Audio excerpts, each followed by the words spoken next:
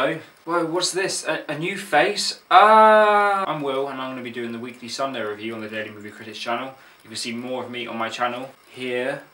And today I want to speak to you about a film called Requiem for a Dream. Requiem for a Dream came out in 2000. It's by director Darren Aronofsky. You might recognise the name. He also directed Black Swan 2010 and The Wrestler 2008. The storyline is about four people whose lives involve drugs.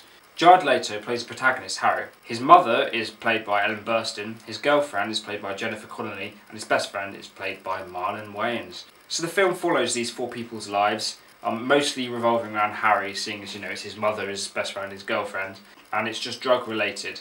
Jared Leto and Marlon Wayans' characters are heroin addicts. Jennifer Connelly's character, who's Jared Leto's character's girlfriend, gets involved in the whole drug thing as well. So those three are fucked up on heroin. That's not cool. And then you've got Jared Leto's character's mother, Ellen Burstyn, and she is overweight, so she's prescribed pills. And then these pills kind of slowly take more and more effect on her. As well as having an engaging screenplay, this film is just really good cinematographically. In like cinematography, when you're switching between scenes or camera angles, that's called cuts, cut to the next scene, that thing. Most films have around 600, 700 cuts. Requiem for a Dream has 2,000 cuts. So I think you kind of get an idea from that it's very technical. It features split screens. At one point, Jared Leto's character is going to visit his mum. He's on one side of her apartment door, she's in the apartment, and there's two cameras, split screen, following them and the door, and it's stuff like that. It's just really, really well made, really well shot. A lot of work's gone into it. There's loads of just little trivial things you can find out about it. For instance, at one point, there's a certain scene where they needed to have a camera going really fast towards the ground.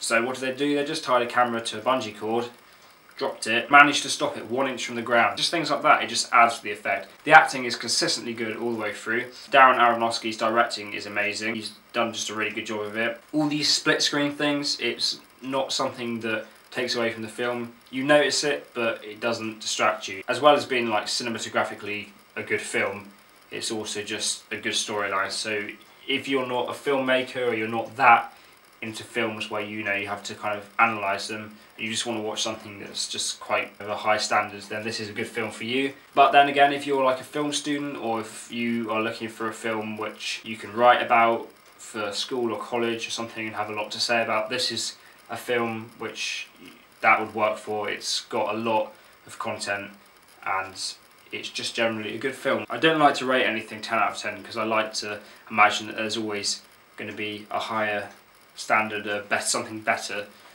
Just a bit of an optimist, I guess. So I'd give this film 9 out of 10, but it's a really good film and I definitely suggest watching it. It's quite dark though. It's not something that you'd sit around with all your friends with some popcorn.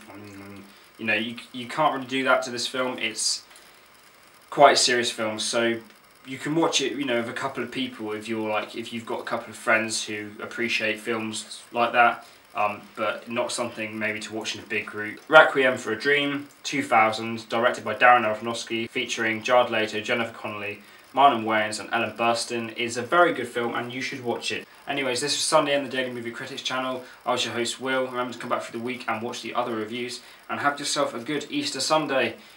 Enjoy your chocolate things. Don't really know why you get chocolate on Easter actually. If someone could fill me in on that, I would appreciate it, but chocolate? What is Easter about anyway? No one knows because the chocolate's all they can think of. God, what's happening to society, eh? Bye.